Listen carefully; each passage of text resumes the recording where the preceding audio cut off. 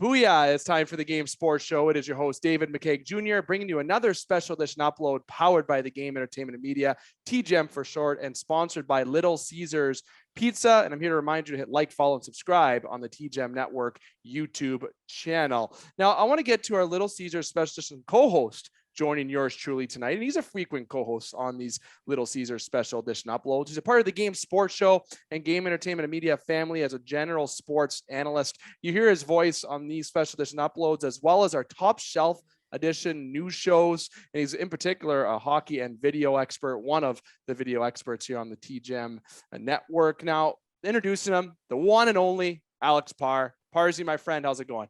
You can't have a bad day when Dave's doing your introduction. That guy strokes you so good. I feel great now, Dave. Thanks.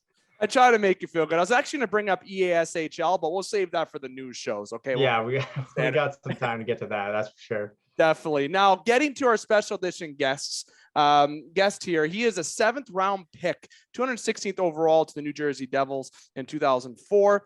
Just so listeners know, that was the year Ovechkin, Malkin, and previous guest Rob Schremp was drafted. Just a fun little fact. This guest played in 41 NHL games for the New Jersey Devils, Calgary Flames, and Pittsburgh Penguins. He has played over 600 professional games between the NHL, AHL, ECHL, UHL, and LNAH. He is also an alumni of the QMJHL and Bay Como, playing 129 games over the course of 2 seasons before going professional. In junior, he racked up 427 penalty minutes in 2 seasons, and in 41 games in the NHL, he racked up 101 penalty minutes. Now, between the AHL, East Coast Hockey League, UHL, and LNAH, he racked up 2,337 penalty minutes. Now, I'm going to show some math here. That's a total of 2,438 PIMs in his professional career and 2,865 career PIMs between major, junior, and his professional career. Now, besides penalty minutes, he did put up points as well, totaling over 100 in his full professional career. Now, please welcome today's TGSS Special Edition guest, Pierre Luc Leblond. Pierre, welcome to the show, and thanks. Yeah, buddy. Thank you. Catch your breath, man. That was a long intro. While I catch my breath, I'll take a drink of Northern Superior Lager. Mm-hmm. Oh, you got it. You know what you made me realize? I got to go back for catch that 3,000, and I was that close. Really, I never caught it. You were so I got to go back. You could have been known as Mr. 3000. That's right. That's right. This whole time. Or you could have retired at 2,999 like he did in the movie Bernie Mac. Such a good movie, Mr. 3000. Get your agent on the phone right now. We got to draft up some contracts here. I got some spots on the men's league team. We can use my goal scoring enforcer on the men's league team. Listen, my men's league PIMs are up there. Trust me. What are guys doing in men's league to piss you off? Yeah, you took me out of the street, but now I'm still playing hard. What are guys doing in men's league to piss you off so much? It's easy. It's easier. It's so stupid. You get guys that just want to, they don't even know they're doing something stupid, right? Mm-hmm. Like a guy tries to take your head off. He thinks it's okay because you did that for a living, right? Yeah. And he's a little too slow. You look over, and next thing you know, he drops his glove, and I'm like, what have I done to deserve this attention here?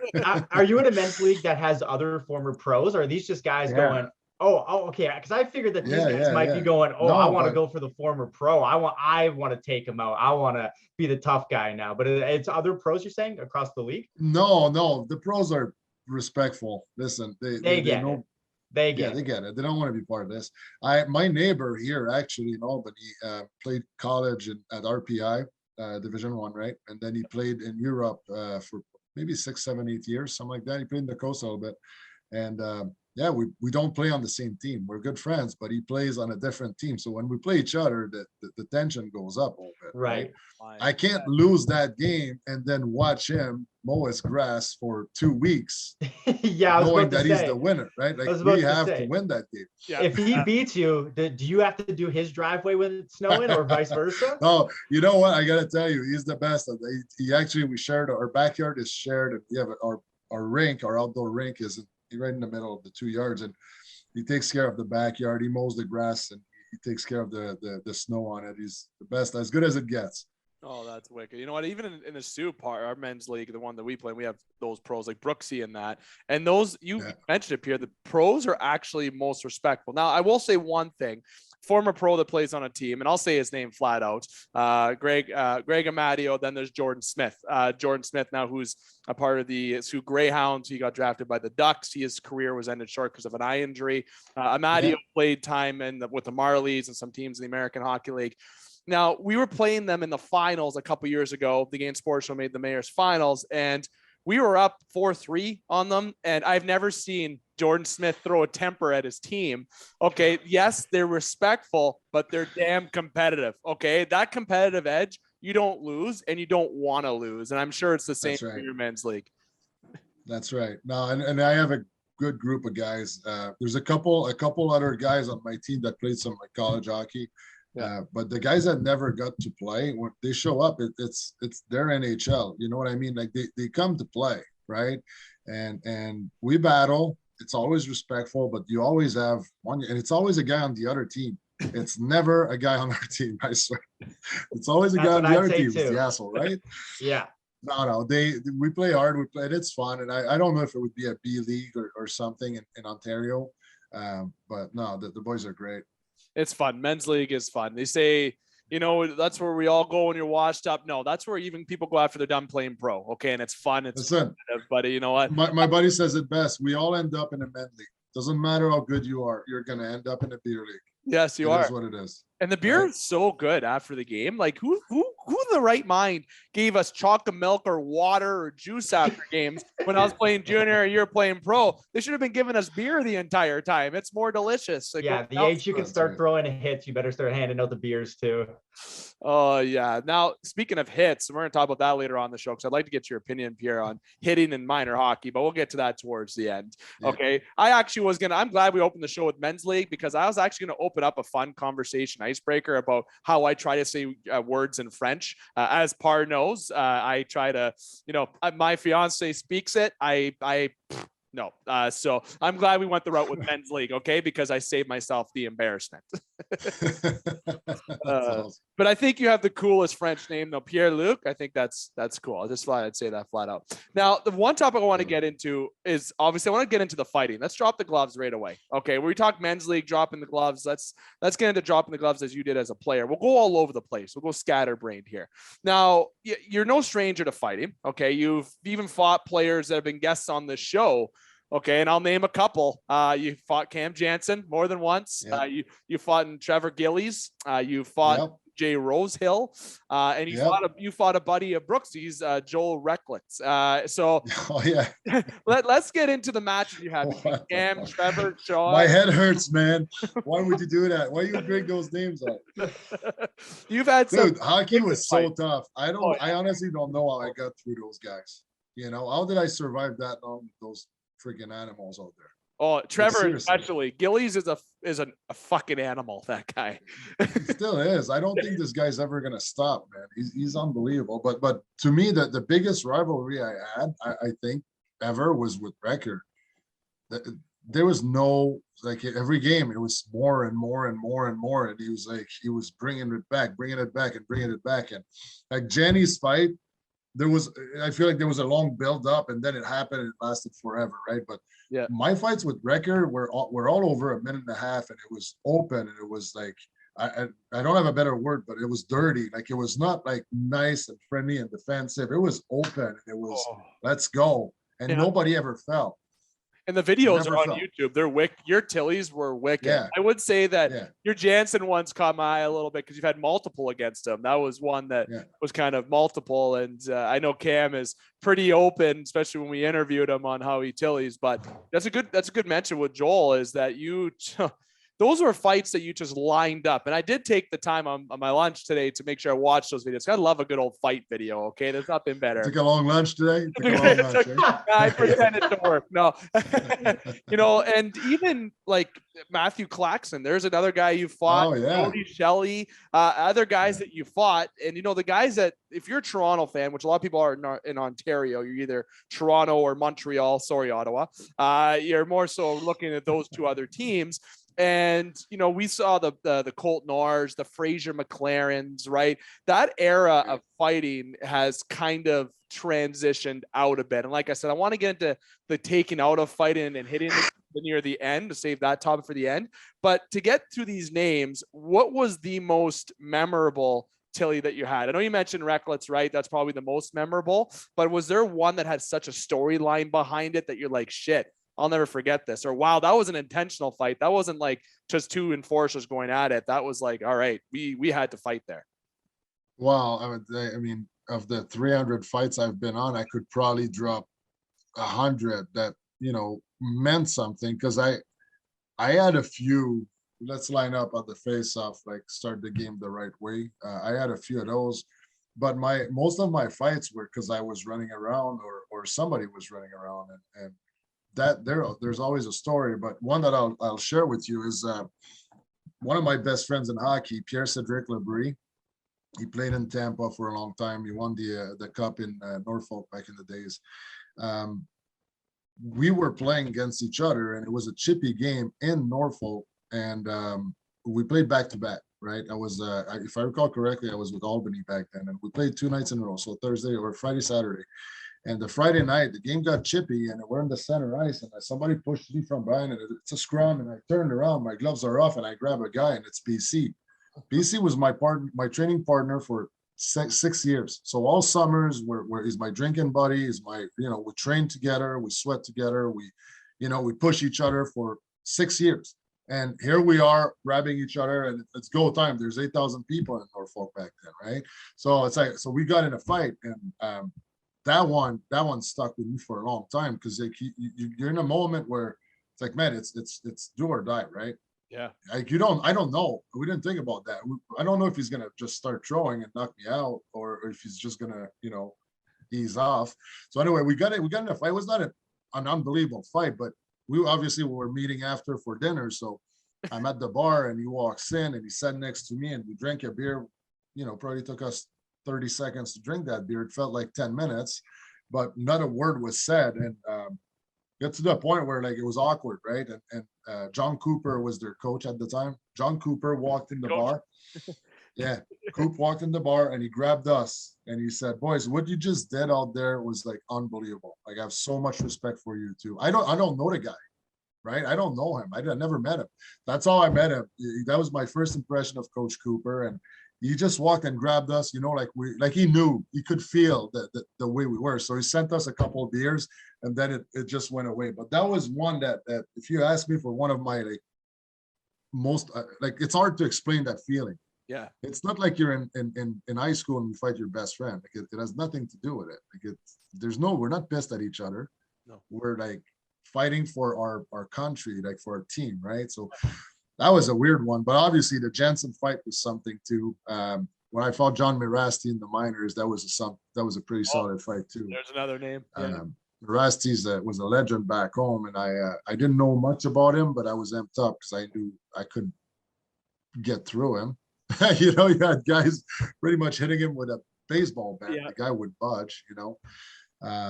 No, but all the Reckless, McGrattan was something else. My first NHL fight, preseason fight, was against Donald Brashear. Right? That was unbelievable. You know, Big Brash, and gave me a shot. I mean, we could go on and on, but I have stories for most of those fights. See, when I figured the toughest one might have been Trevor Gillies, but as you go on and mention Mirasti and you mentioned Brashear, Par's a little bit younger than me, Pierre. I'm just going to flat out say I got about 7 years on Par.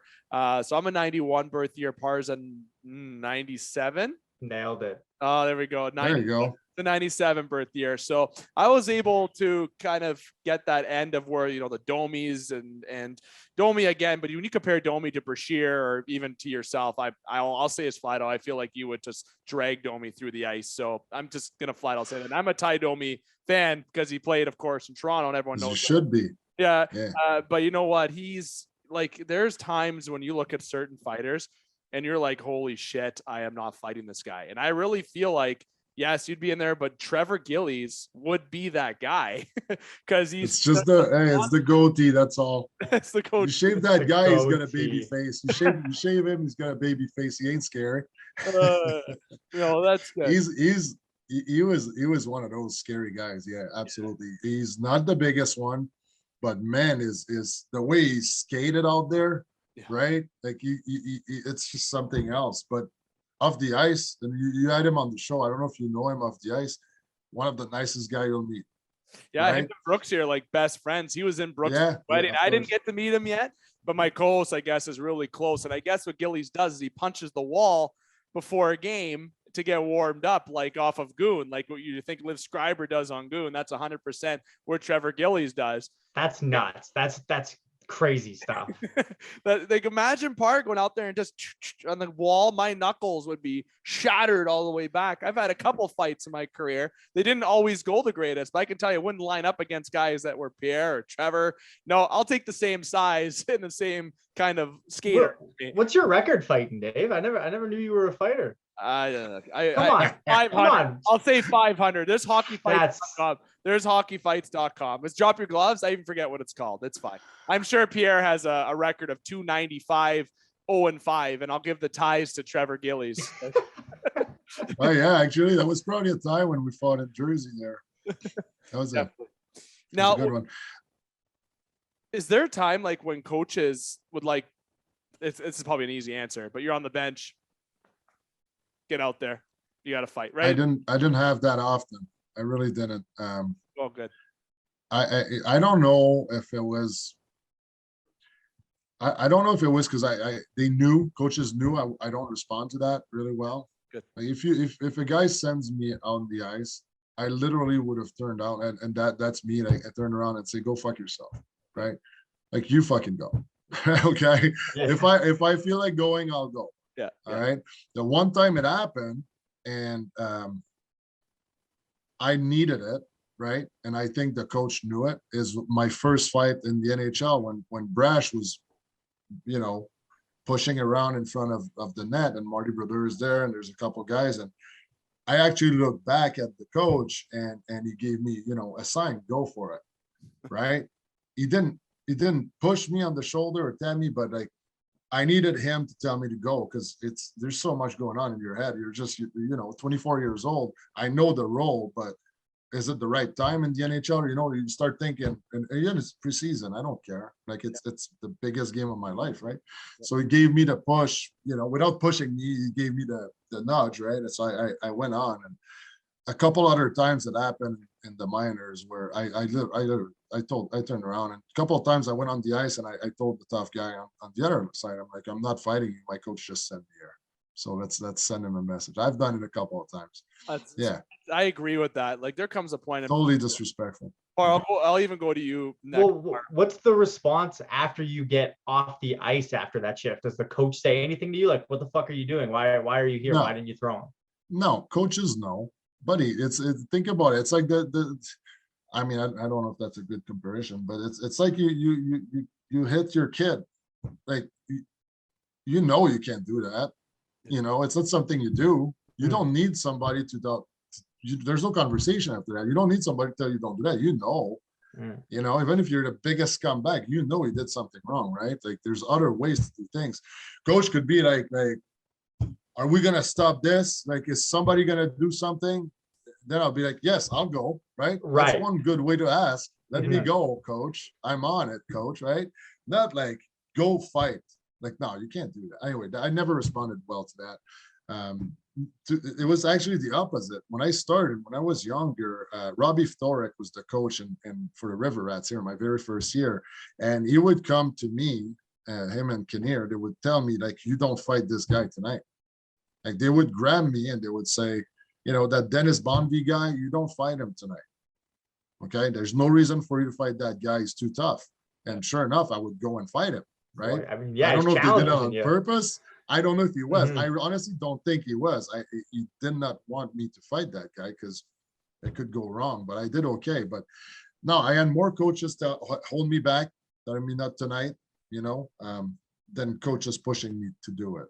See, that's good to hear. I know there's been some stories that I've heard that, that won't drop their names, but where they say, hey, you're going out there to fight. And if you don't fight, you're not playing. And that's awful, right? Because you're just happy to be there. You know your role. You're there. You know what your role is. If you're a grinder, enforcer, Austin Matthews knows he's there to score goals. He's not there to drop the net. Okay. Michael Bunting, he's doing good in Toronto right now, but he's also there to draw penalties, obviously. Right. There's roles that people have to buy into, right? And that's where I think coaches take it too far before, more so than now. I think that's changed a little bit because now you got guys in the league that are known as the tough guys, or Ryan Reeves, Tom Wilson.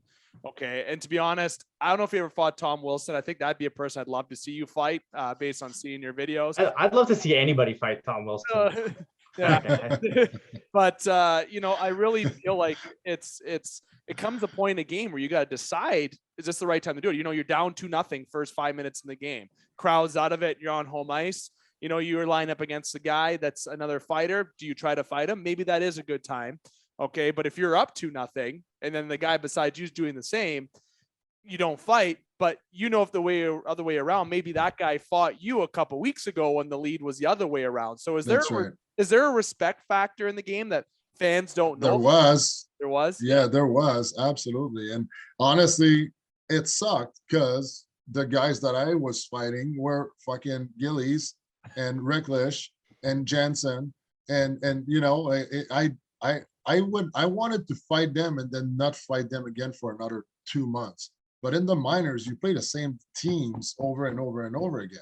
Yeah. So, you fight in my house, I'll fight in yours, kind of thing. It sucked, but yeah, that happened.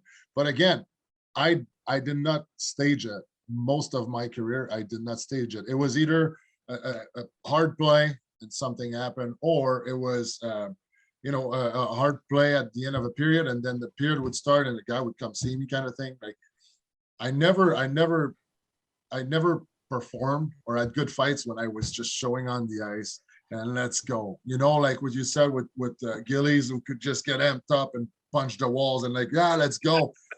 I didn't have that. I didn't. That's why, That's normal. You're good. That's normal. Yeah. That's normal.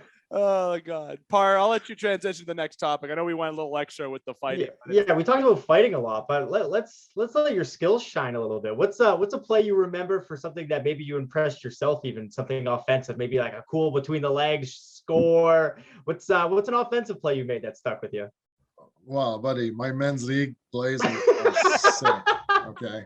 I got some unbelievable goals that I didn't know I could do those things. Now, if I did that in pro, I would probably get crushed and never, sit at the end of the bench and never play again. But my first NHL game, first point, the way I remember it is probably not how it happened, right? But the way you're going to tell me is going to be way better. The way you're going to tell me is going to be way better. I went in on the forecheck, finished the guy, puck is there, no look, backhand pass to David Clarkson, driving down the middle, shoot, he scores. I did everything. That's what the Leafs needed then. When we signed Clarkson, we should have just got you along too. Oh yeah, I guess I was the key. He needed me. Tell me you did it against Toronto. Did you do that play against? No, no, it was against Dallas. But here's another David Clarkson story for you. That my fight with Trevor Gillies came after me. We're 2 games from the playoffs. They're out. We're in. Yeah. Right. I'm one of those moments where my coach said, Pierre, no fighting. Right. Because Gillies is out there being Gillies, fucking running around. And sure enough, he comes after me. I'm like, Gillies, fuck off. Like, we have 2 games left. Playoffs are starting. I'm not getting hurt here. Come on. And he goes after Clarkson. Clarky had 30 goals, I think, that year. Like, what do you think? That year. Yeah, that's how it happened. And that's one of those, when I tell you it was in stage or like that one, like, come on, man. Like, so, Gillies, he got under my, he found a way, man. Got to give it to him. I can imagine he'll find ways to get those are those types of enforcers that will just find that way to get amped up, right? And that's, we talk about men's league and junior, you played 2 years in junior, and I kind of want to rewind a little bit to the junior times where, I'm sure you have some memories in junior. The tales I hear about the Ontario Hockey League is that's to say a lot of kids are getting it out of their system before they have to jump over to pro. That's just flat out to say it that way. So, but do you remember anything from junior that really sticks out to you? That what made you kind of, because we'll get into your professional and all that, but you grinded your way from the semi-professional to the East Coast, the AHL to the NHL. You grinded a path for yourself to get to wear that NHL jersey in New Jersey or Calgary or Pittsburgh. Yeah, well, what sticks out is I had a lot of people really help me. I wouldn't say paved the way, but they made it possible for me, right?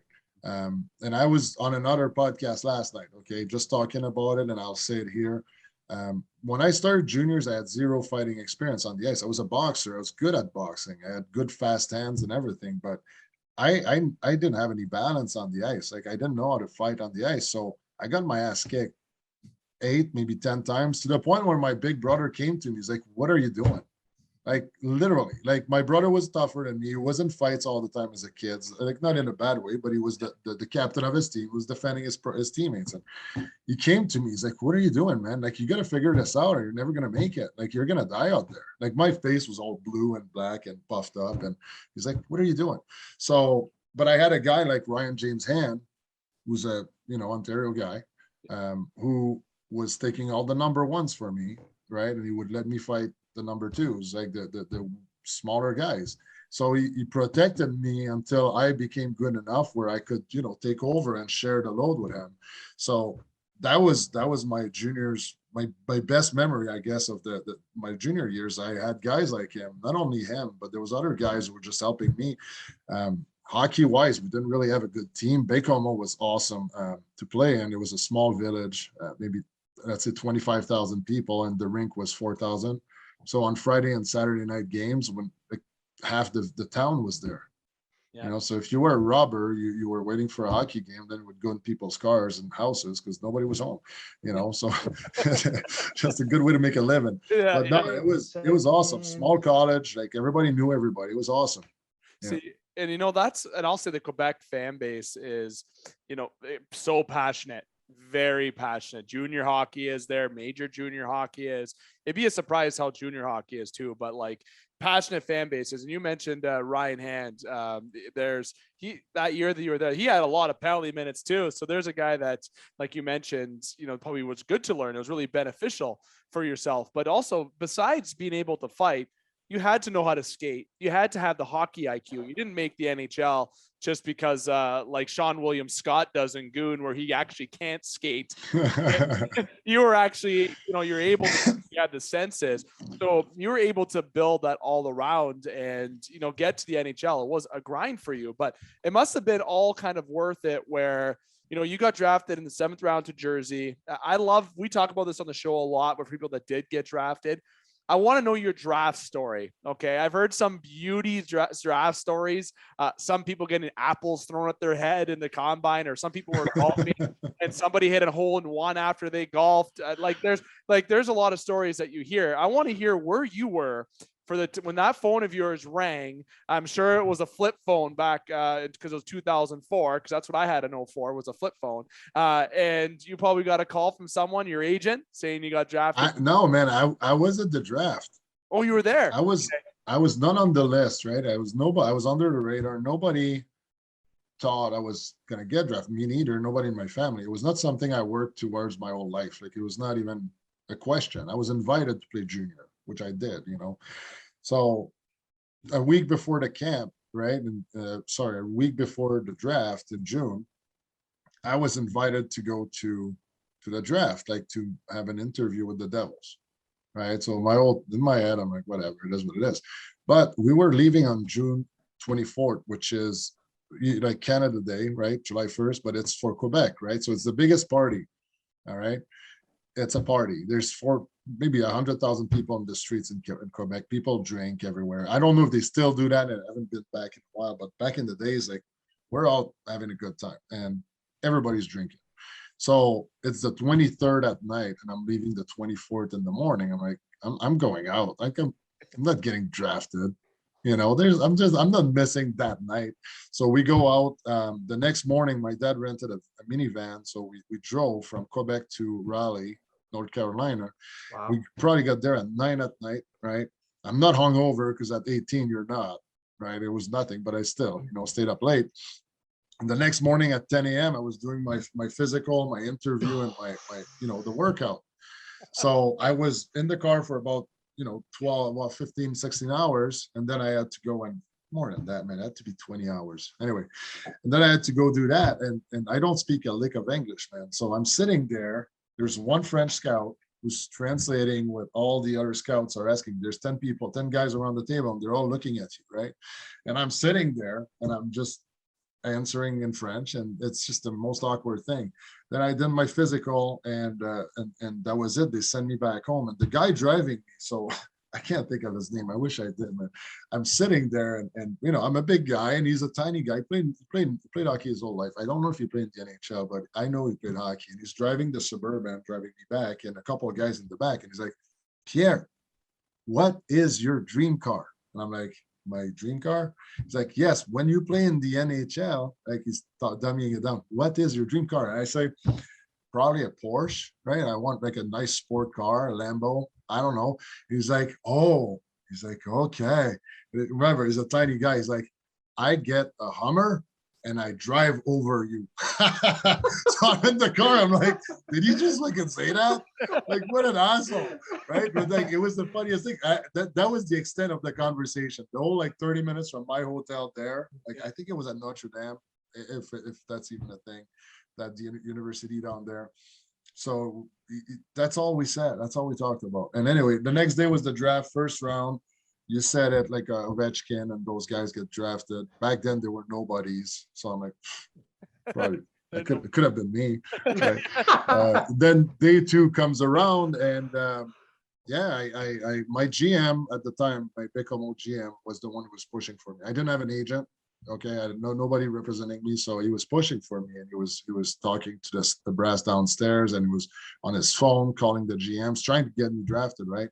And he looked up. We were always looking at him, not in a bad way, like just because he was trying to get my attention. And when 6th round came around, he's like, Pierre, like, it's you. And sure enough, they drafted another guy. So I'm like, fuck you, right?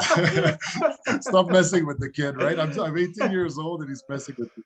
But then 7th round came and they had 2 picks, the Devils, and I was the first one they drafted, because that was it, man. It was just surreal. I was never drafted in juniors. I never played AAA hockey. So it just came out of nowhere.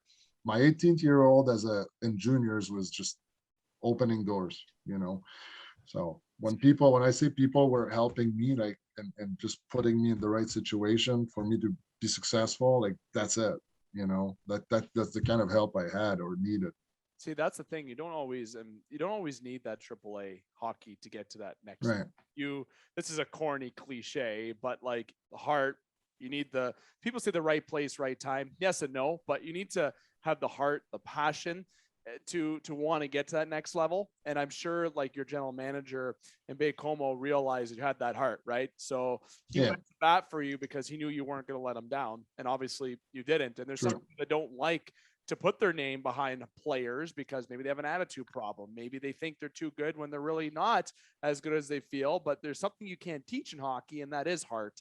Heart, like if you have someone that wants to try every shift, I'd rather have somebody who doesn't know really the full IQ of how to play, but has that want to learn, and you could teach them that way, opposed to someone who's just like, this is natural to me. Okay. So Dave, you're telling me I got a shot.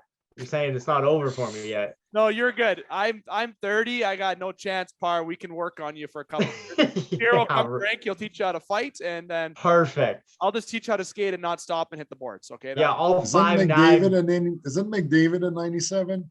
Yeah, he is. Yeah, see, it's never too late, buddy. You got this. Yeah, I don't think comparing me to McDavid's probably the comparison we should be making here. Wait, but you were in the same sentence as McDavid. This is pretty cool. A former NHL player said me and McDavid in the same sentence. That's all I need. Eat your heart out, McDavid. Eat your heart out. Par, I'll give you some next topic that you want to bring forward here. I steal a lot of the limelight. Sorry. So. You said you were partying before the draft, but after you got drafted, what was the party like after? I don't remember. It must have been exactly. Must have been good. No, dude. Honestly, like the adrenaline, but on the drive home, like I got home and it was over. I never wore my like they give you little like hats and t-shirts and stuff. I never wore it. I was one of those guys where you until you make it, like you're not. I was not gonna wear the Devils stuff, right? So I was watching the other guys getting drafted at at 17, 18 years old, and they were walking around with their Canadian stuff, and good for them, but I couldn't do it. It wasn't me. I don't know if it's because I felt like I hadn't earned it yet, or if I didn't belong, but no, I just never did. And then you get to New Jersey, right? And back in the days, they don't give you logos. Like we didn't have a hockey bag with a Devils logo on it. We didn't have t-shirts. We had all gray outfits. So I was like, fuck, I should have done it when I could have. I can picture those people that come in full tracksuit of the team that they got drafted. Oh yeah. Like that you saying that's such a nail on the head of how. Yes, you're proud, but there's a point of like you not wearing it. You don't need to wear it. Wear it when you get there. Wear it when you get there. And that's it. And the other part of this, like the old draft thing, and then I go back home and I talk to friends who didn't get drafted, maybe are a little jealous, a little pissed off. And again, I'm not a hockey guy at that point. Remember, like I played double B, triple A, double A, double B. Like I was in the third level of hockey my whole life. And then I go back and I was never drafted in junior, right? So I hadn't been to the experience. And to have people coming to you and saying, hey, congratulations, man, this is awesome. I heard people talking like, well, the draft in 04 was not very deep. Huh? Like the first round was decent, but the rest sucked. And I'm like, go fuck yourself. Who needs that? Scores in the world went first over, if not the best goal scorer of all. Yeah, but it fell off quick. Like the first 3 or 4 were good, and after that, it could have been anyone, I guess. No, so this is like to me when I was to go back to your question, like the after party, it was just back to normal. It really was. I would do it differently, maybe now. Now that I know what I've done, but back then I was like, I'm gonna prove it, and when I'm the man, like then I'll be the man. So yeah, honestly, that's when the work starts, right? That's what some people say to me is that once you get drafted, that's when the real work starts, right? That's true. That's right. All right, now I have a shot. I have a shot to get somewhere. I got recognized. I got drafted. Now let's get to work, right? And I'm sure you enjoy it after you're proud of yourself, but to be able to say, all right, time to go to work, and you put in the work. Okay. And that's a perfect segue to this next point we'll get into. You work your way up the UHL, the East Coast Hockey League, the American Hockey League. You did spend time, you're up and down between the NHL and NHL when you played, but you get that call up from the Devils in 08-09. Okay. You get that first call up.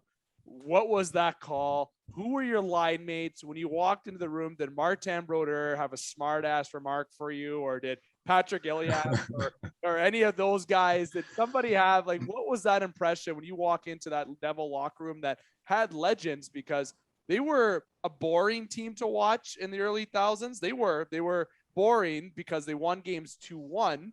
That's because Martin Brodeur made 45 saves a night, and they were so good defensively. Maybe not 45, but 30 saves a night, and they won multiple cups. Right? It was a great organization. Okay, and you walk into that room with legends, you must have just been pumped. Yeah, check this out. Oh shit, we got it here. This is my first game. The lineup. The game sheet. No way. I don't know if you can read it, but you got Brodeur. Okay, Mike Rupp, Lengebrunner, Gianta, Madden, Parise Zubris, Salvador, Moto, Aduya, Green, Paul Martin, right? Kevin Weeks was the backup. Like the names there are all guys who played 400, 500, 600 games, man. Like, that's so cool. Mike O'Donnell, Brendan Morrow, Christopher Barr, Sean Avery was on the other team, James Neal. Oh, Sean. Right? Like I'm who am I? Who am I? I'm walking in that locker room, and guys are being nice, but like they like, who am I? And again, like 24-year-old Pierre was probably walking around with a little more swagger. But like, if I could redo it again, I would have been starstruck, and I don't know that I could have been playing back then. But that's where I'm going. Like, now the guys get called up, and there's like 6 rookies on the team, and there's 8 guys that are under 50 games, and then you have the top guys. But back then, from what I feel like back then, like your first game was when you were 24, 25. That was normal. Right. And then you still were up and down. And by 27, 28, that's when you were established, unless you were one of those guys that was like going to make it. But like even Zach Parise played in the minors for over a year. Yeah. He played there a bit. Yeah. Yeah. Yeah. So Tim Thomas as a goalie, the guy was a late bloomer as a goalie, especially I think goalies take longer than players, to be honest. Right. Now. Right. They, goalies are different birds. Different, yes. 100% different. So, who were your line mates that night? Do you remember who your line mates were? I don't know, man. I gotta say Mike Rupp and probably Clarkson, but I don't know who played center on that line because I don't know. I think maybe Peter Verana was it was his first game too, if I recall correctly. So maybe Peter, I'm not sure. Wild. Isn't that cool part? He has that. I've never had somebody that has their first lineup in the background. Now is that the puck from your first point too? I mean, I'm sure it's cool. Not the right one, but yeah. Yeah, it is. We'll say it is. It is, absolutely. Yeah, without a doubt. What a dumb question. What a dumb question. Who's this guy? Dave, who's this guy? Yeah, you know what? You're right. Hold on.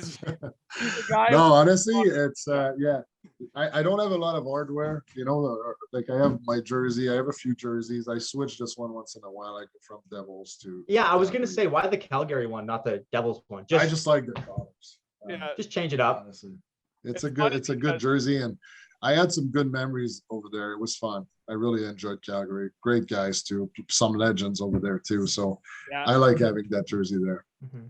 Har, you have a Calgary jersey in the background right now. Yeah, it's way in the back. It's signed by Phaneuf.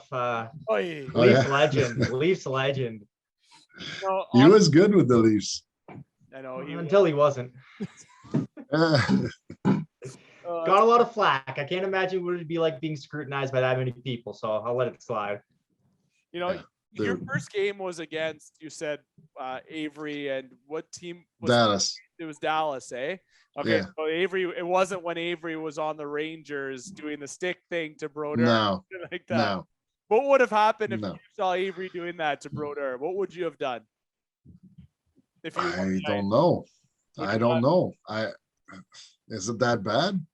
Would you have grabbed him? I feel like if that was me, I just would have tackled him to the ice. Probably not, because that's a penalty. I mean, that's true. What is he doing? He's waving a stick in front of you. Like, he's not doing anything. When I was watching, honestly, my opinion was like, he's a douche, but like, why would you? What's the big deal, right? And I agree. Somebody probably should have taken his knees out just so he stops. But then you're on the kill. So I can't remember what was the score. What was the score of the game? I know the Devils were up. I don't remember the score in the game. Right. So if it's a 5-1 game, you go take him out. Yeah. You can't do that in front of Marty, but like, again, like, I don't know. Didn't Avery score on that too? I don't remember that. Like, I think it was they left the zone, came back. I didn't think into this too much detail about her, or else I would have researched it a little bit more. Yeah, exactly. I was in the minors that game, so no. No, you see, and then I know you mentioned legends in Calgary, right? Iginla, Jokinen, and you also had Craig Hartsburg there, who, fun fact, is one of our casual analysts on our show. Fun fact, Craig Hartsburg. Really? Hartsy, obviously Canadian World Junior coach legend. He's won multiple medals there. And then Pittsburgh, you had Sid the Kid, Malkin, the Flower. Then you had your boy Matt D'Agostini, who's a friend of mine, a friend on the show as well. So, no shit. Yeah. Tell him I say hi when you see him. I will. He's over in Switzerland. I think he just finished playing, actually. But at this time of recording, and just so listeners know, we're in March recording here. So I will tell Dags you said hi. So there's a lot of, you've had some on shared the ice, a lot of legends though. Okay. And I would say Brodeur, Crosby, Malkin, and Iginla take the the full mantle. No offense to Breeze and Ilias and Leg and Brunner. Just I'm sure they're losing sleep over it. Yeah, no.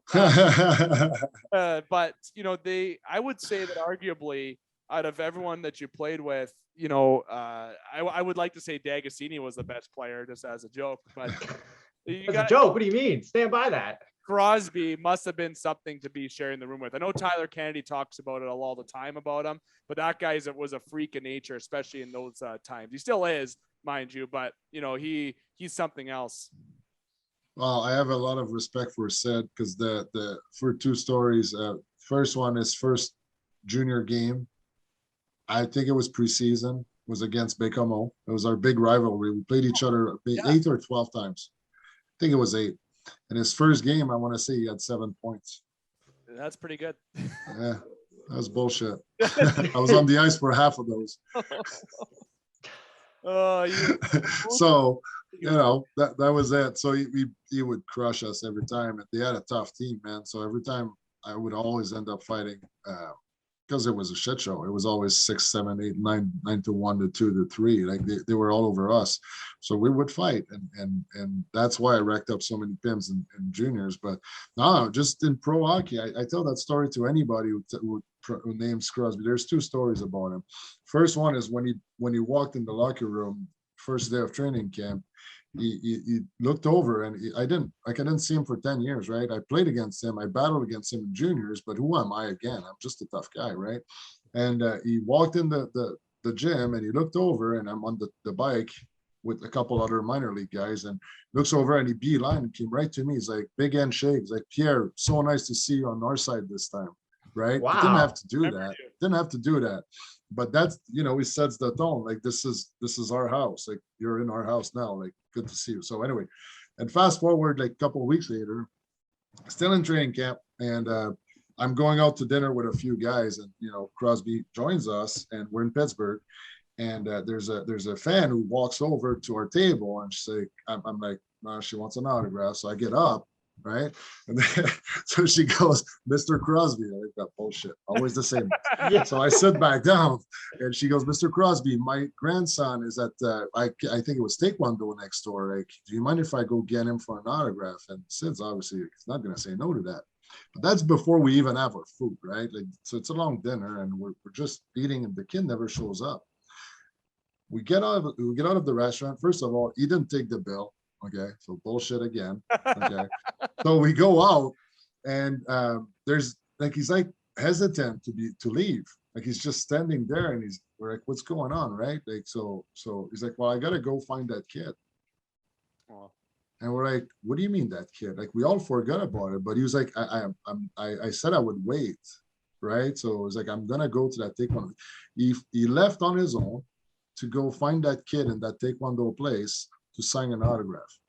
How fucking classy is that? Like, I say whatever you want about the kid. This, like, I have chills just thinking about it. Like, it was unbelievable. He's just something else. But my favorite player ever to play with was Marty. Marty Brodeur was just, if you ask me who's the biggest legend, like the guy who had the biggest impact on a team, it was Marty. If Marty was playing, you were winning. You could not show up. You knew that he was going to stop 90% of the shots, like even more, like 92, like every single night. He never let in a bad goal. So if you walked in the locker room and Marty was playing, you had to, right? Because if you didn't score 2 goals, because you scored 2, you were tied, right? Tied. You scored 3, it was a win. Yeah. So it was just it was just something else. It was nothing like it. And I love the class act by, a lot of the players that people tell the stories about. Crosby's one, and I've talked about stories about Walter Gretzky with me, legend. I sit in Gretzky's corner. I'm pointing this way. There it is. The Gretzky's corner in our office, a big impact his dad actually had on my life. We were pen pals, and he went out to dinner with me at a hockey tournament one time. And the stories I was told were great. So the reason why I bring up that story, and I've shared the memories on a previous podcast that I uploaded on the day after his death, and I could remember those stories like they were yesterday, right? So I guarantee you that child that Crosby walked in and did that autograph for, that the rest of his life, that's in here. You're not forgetting that, right? And even yourself, look, you remember it because how neat it was. Imagine how he feels. And that's the impact about when you are a role model. When I was younger, I looked up to any hockey player. It doesn't matter if they were a superstar, if they were a minor leaguer, if they were an enforcer, if they were a grinder, it doesn't matter. You look up to them, and that if Crosby didn't go back to see that child, maybe that child would have disliked Crosby and it would have scarred him, right? It would have maybe upset him. So that little act of kindness goes a long way. And there's a lot of hockey players, I'm sure you can probably talk about a few, that were assholes. I'm sure there's some that are like, fuck this, I don't want to give this an autograph, fuck them, I don't care, no, I don't have time. Oh, look at that over there though, I'll go talk to that. And people know what I'm talking about when I say that, right? There's some people that are that, but that 1 minute where you say, yeah, bud, 1 sec, that, yeah, bud, 1 sec, that cool little, kind of mean Joe Coca-Cola commercial with that smile where he throws that sweater to the kid. Those little moments just make such an impact on a child's life. Yeah, for sure. I do miss that. I was the guy that was doing my part. Sometimes I was playing for 4 games in a row, but I had to do the skating after. And like you said, when you're in the moment, you don't always love it, right? You don't know, maybe, your dog died that day, you're having a shit day, but you still got to put a smile on. But yeah, now that I'm retired, like I'm out of it, I do miss that big time, so. 100%. Now, I know we have went on an extra topic. We'll get to our kind of the final topic before we get to conclusion, Pierre. Time flies when you're having fun. This is it's fun. Definitely. This has been a special edition upload of the Game Sports Show with Pierre Luc Leblond, with myself, David McCaig Jr., and Alex Parr. Now, getting to the final topic. Parr, I was going to transition to you to kind of ask this question, but I'll ask it. Then I'll go to you, Parr. Then we'll get Pierre to answer it. We'll go that way with it. I want to ask your opinion, okay, about stuff on today's game, okay? And I've never went with this with a guest, so I kind of wanted to change it up and go with it with you because you played the role of an enforcer. You have the hands in men's league now. You're a sniper in men's league. And, as a previous enforcer in the game, okay, this is not as occurring as much in the National Hockey League anymore, right? And we've touched on that. And youth hockey overall has changed in Canada. I don't know as much about the United States. I still think in the United States, they're still pesky and hard to play against, I'm sure.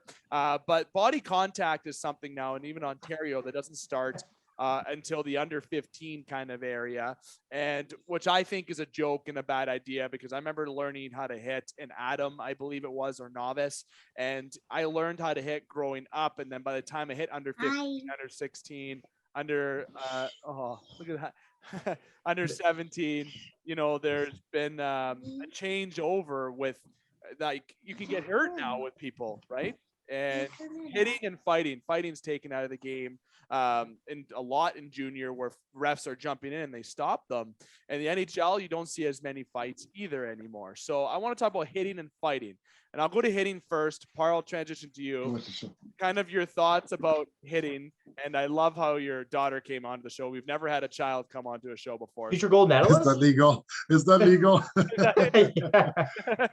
So, Daddy wants to say hi. Come say hi real quick. Yeah. Say hi. Yeah, definitely come say hi. Come say hi.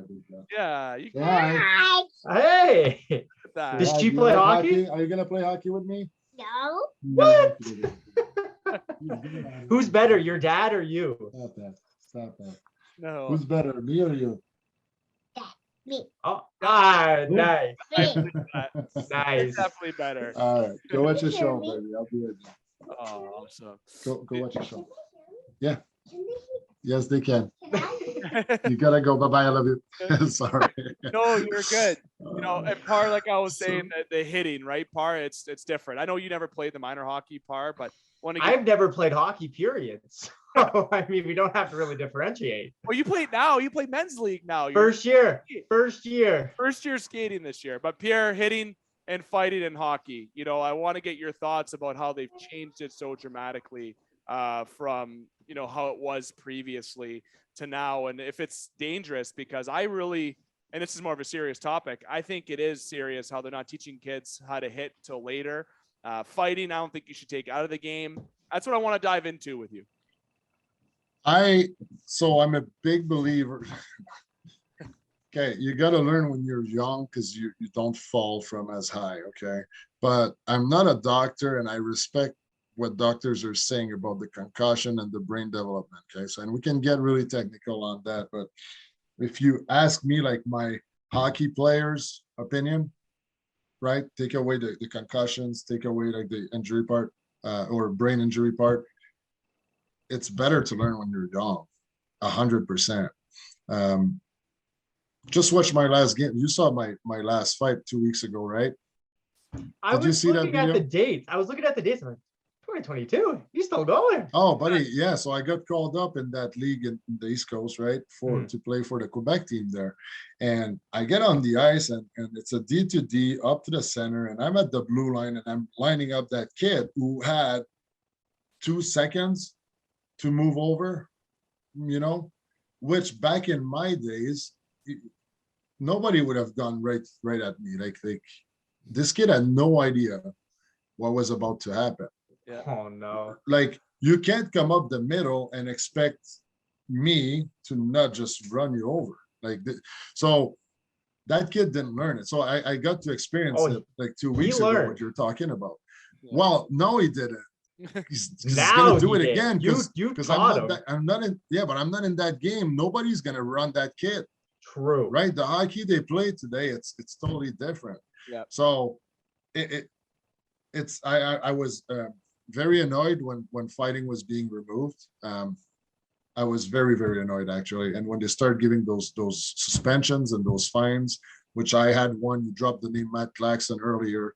My first big suspension was when I did not hit Matt Clarkson in training camp. When I was in Calgary, it was in Vancouver. You can find that video online. It was one of the first suspension Brendan Shanahan gave out. I literally went to hit him and Clarkson turned us back. And we had our days. We hated each other when it was in Philly and in Jersey, right?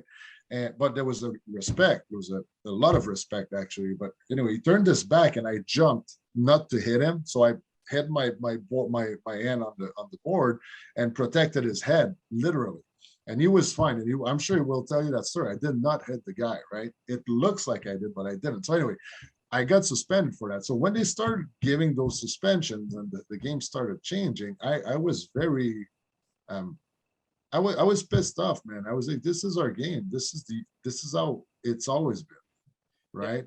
Yeah. Now the game is faster and there's less hitting, there's more skills, and I think the game is great. I love watching hockey now.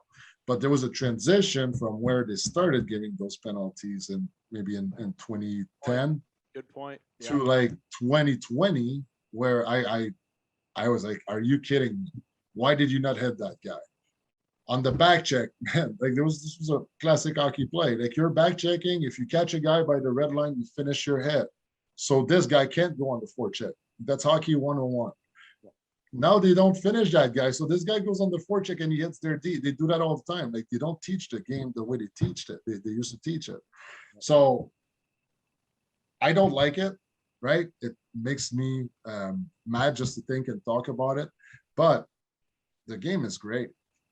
The way it is now, there's so much skill out there, man. I love watching those young guys, my neighbor, right? Like he's 9 years old and his hands are filthy. Like I'm not hard to beat, you're gonna say, but like he's got more skills and can do more with his hockey stick and a puck than I ever could.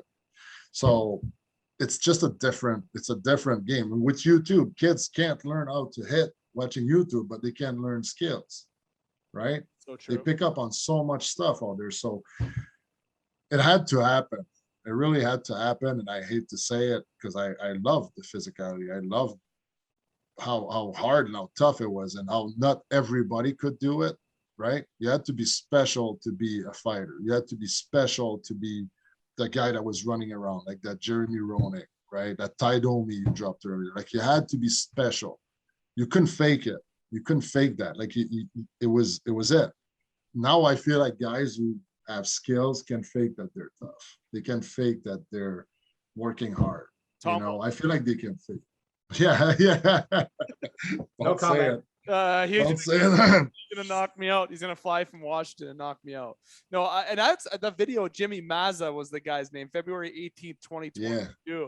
That was the video that we're talking about. I honestly, And you mentioned a good point, like with hitting, because they're small and they learn the skills there and all that. But that's what I'm afraid of, is that when they're older, they just won't know how to do it. So like, you don't have to do body contact, but I still think you can teach it. There's a difference between doing it in a game and still teaching it. And that's where I feel like in a practice, coach should do 5 minutes. I remember getting the gauntlet as a kid. Now thinking of that, look how dangerous that is, where you just get rocked by 15 guys going down the boards. Doesn't matter what size, your head, right? Like, I probably have a concussion. I don't even know about it. All right. But like, because of the way I act anyways, but jokes aside, it'd be maybe 5 minutes in practice. I hope these coaches are taking the kids aside and doing some hitting, just kind of show it to them a little bit to prep them for when they're older. Fighting, no. Like, honestly, fighting, it's hard to teach. You learn it as you get older. I'm not saying because fighting is getting more at the game, but hitting is a key component, because when they get into those older ages, if they're just getting exposed to it at 15, someone's going to be 6'3" as a 15-year-old, and they're going to hit someone who's 5'2", and that guy who's 5'2" is not going to get up off the ice. That kid's going to get walked center ice. He's going to be sleeping till next Tuesday, and he might not ever play hockey again, right? There comes those times where, when you're going to hit someone, you go, he's smaller. You don't let up. But like, it's the way you hit. When you learn how to hit someone who's smaller, your body just knows. It's hard to explain how you're going to hit. But if I go hit someone who's 6'5", I'm going to try to be a little bit stronger and try to reach a little bit because he's taller, right? And I learned that, but now people that are learning later, that's where I just kind of feel that hopefully they still teach it to a certain degree before they expose it. Yeah, and as a kid growing up, I would learn that on the outdoor rink. Yeah, good point. It wasn't hard hitting because we didn't have shoulder pads, but like you were getting brushed off and you were getting used to getting, taking a hit. But now with the gear now and the speed of the game, it happens quick, man. And McDavid's really slow though, so he's easy to catch on to. So. Hey, slowing down. You noticed? Yeah, he's slowing down. Yeah. Isn't he the second fastest in the league now? Oh yeah, if Jordan Kyrou, like Jordan Kyrou's faster. I think he let up in the All-Star skills. Speaking of the All-Star skills, I'm not a fan of it anymore. I used to love it. It's a joke now. It's an absolute joke. But, Pierre, it's been a fun time, my friend. Before I go over to you to say the goodbyes, I'll say thank you to you, because the best for last is Pierre. So I want to say thank you for taking the time to come chat. No worries. Had a good time. You did. I'm happy you did have a good time, Pierre. We connected on social media, and I'm happy that we were able to connect to have you on. Now, before I let you go, I want you to promote yourself or use some of the time to promote friends if you want. I kind of give the last couple, last minute to the guests to say if there's anyone who's a friend of yours that you want to promote that they're doing, a friend that's doing a clinic, free range, or if you want to promote yourself or where people can get in touch with you if they ever want to talk, kind of spoil our listeners with some content that you have if you want to promote anything. All right. Okay. Well, I'll promote myself and my friends here, my local people. My real passion, well, I'm in real estate. Obviously, I sell houses. Love it. I'm starting a team. We're doing really good. But my real passion, other than work, is coaching. So we're starting a program here, a AAA program for the summer. Not your typical 4 practices a week, travel 3 hours to go play a game on Saturday kind of program. We're trying to stay local, a very light program, and I really think it's going to be good for the community.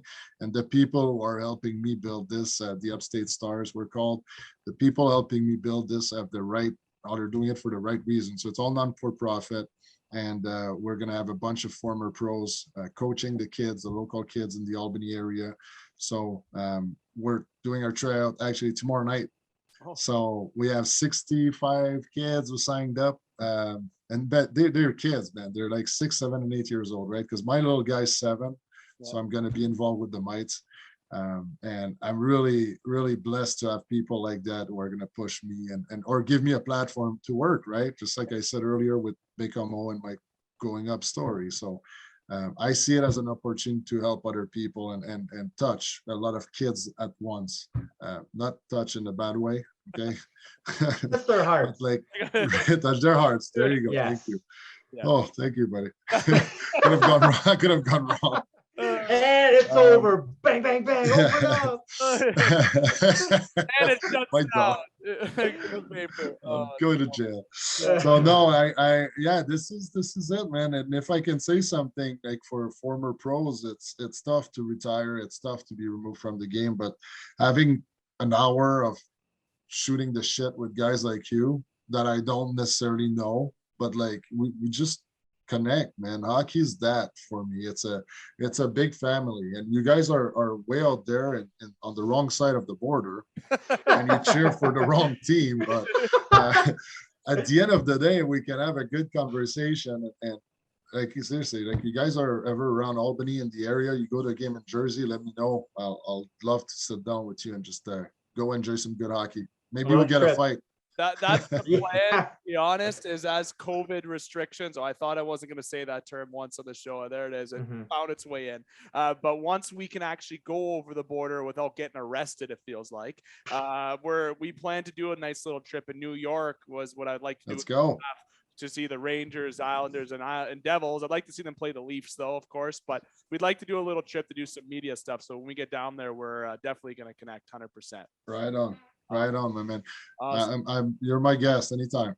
Awesome. I appreciate that, Pierre. I appreciate you taking the time. Again, Alex, thank you. And also to our listeners, I want to make sure you hit like, follow, and subscribe on the TGM Network platform, and subscribe and like and follow The Game Sports Show, thegamesportshow.com. There's a lot of big things coming and here with TGM. It's a ever-growing brand. The video content that we have, the audio platform that we have. If people say they can't hear us, listen, you just got to search Google. We're there. We're also on Facebook and Instagram, just so everyone can go give us a like and follow on there. And make sure to check out Pierre Luc Leblond on Facebook and social media as well as his platform that you're launching and coaching. I'm very happy to hear that you're giving back to the community in that way. That's great to see. Now, getting to the conclusion, I'd like to remind our listeners to keep your stick on the ice, swing your bats, catch your touchdowns, drain your threes, and shoot your shots. Booyah.